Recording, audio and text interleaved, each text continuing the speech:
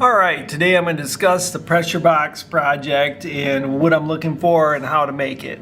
So here are three example pressure boxes, and you would think this one right here would be the winner out of these three, but actually this one leaked the most. So this, although this looks beautiful and it turned out really cool, this is not necessarily what I'm looking for. It's not really what this is about. So we're not actually as concerned about looks with this project, which is probably one of the few projects ever I would say that about, but this is not really what we're looking for. So then I have these two. This one is amazingly done well. This was not their first go at this, and I would not expect a pressure box from a beginning welder, a first year welder anyway, to have this few of welds on it overall. But this one did hold air, so what we're trying to do is fill these boxes with 90 psi of air pressure, compressed air from an air compressor, and then we place it in a bucket with water, and our goal is not to have any leaks. Other than sometimes it'd be just one or two around where the connection is, but we're trying to avoid any leaks. So now this one here is definitely closer to what I would expect from a beginning welder. Lots of welds on there. You know, they don't all look amazing, but there's a lot of start-stop points and a lot of welding that was done. And that's really what the purpose of the assignment is, to just get in the booth and start doing a bunch of welding and to learn a couple of these other processes along the way. So this is, you know, it's a little lopsided, but it held 90 psi without any leaks. So this one was awarded full points. All right, when I give you the materials for the pressure boxes, you will get one plate of metal like this, and it'll have 3 plasma cut slits in it. And what I'm wanting you to do is start to fold this up after you burn your initials in it. So the very first thing I want you to do is to weld your initials in it. That way the chance of you getting this mixed up with somebody else decreases. So I'm trying not to give away more than one of these per person, just so we don't waste materials and doesn't drive up the cost of other things. Plus, you know, I'm trying to get you to be responsible, so I want you to put your name on this first. Just weld your initials with a weld bead. It doesn't have to look beautiful, and get that on. So then the next step, you'll probably bend these ends up, and you could do this with just a vise. They're a little thick for our benders, so I'm kind of wanting you to just bend them in a vise, put some gloves on for that so you don't cut your hands. And what we're looking for is to try to get this to be 90 degrees. So when I put the square on here, we want that to be 90 degrees. And you can now weld the inside of the box. So when those are at 90, you can come across here and weld the inside here and the inside there. As you saw, this one's not 90 yet. I just want to point that out. This one was a little off from 90. It's definitely not 90. But once you do a T-weld here basically and a T-weld here, then you could put it in the vise this way and it will bend it, and you just tap it with a hammer a little bit there, and then you just keep bending it and it will turn it into the cube.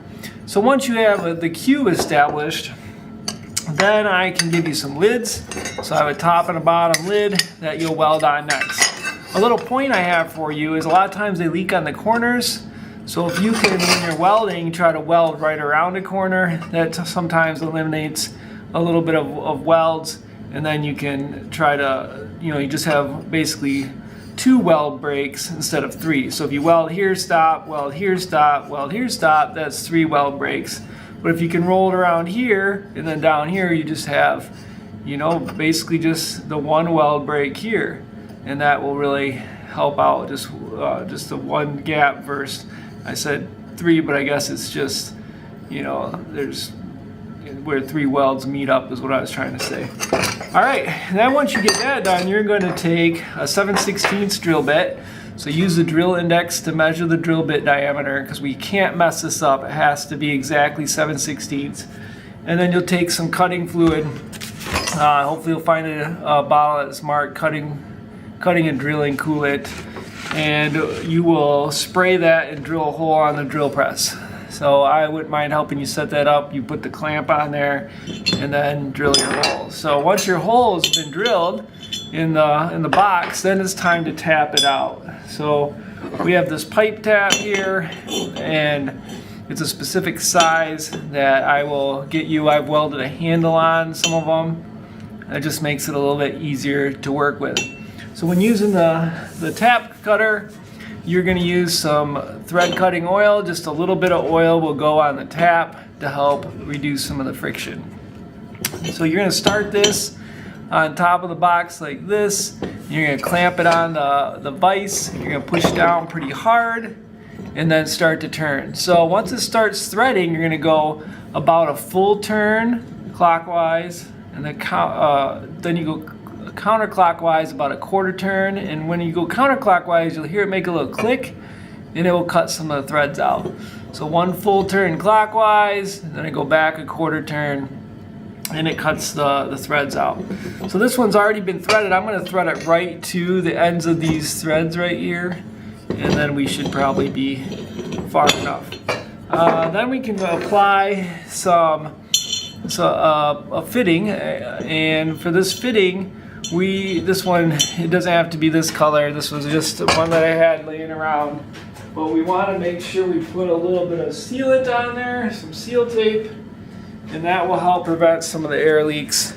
So we're just gonna take some of the seal tape and then wrap it around a couple layers, and we want it to go the same direction that we're gonna thread it in actually, and then I can break it off and I can start to thread it in the box. So this is how we'll test it in the air compressor. When we're testing it, we're going to try to use the air compressor that's not by all the tools, and then you just keep threading it in like that. So I used a wrench that was a 9/16 wrench, and then I would go all the way down. I stopped a little short on this one. The pressure box assignment, basically you're graded on how many leaks you end up with, and if you have completed the box, you drilled the hole in it, tapped it, even got to test it. So by the time you get to actually testing it, you've earned quite a few points because you've already done a lot of things. So even if you have quite a few leaks, you're going to end up with a decent grade. But be sure to look at the rubric for this assignment to better understand how you are graded.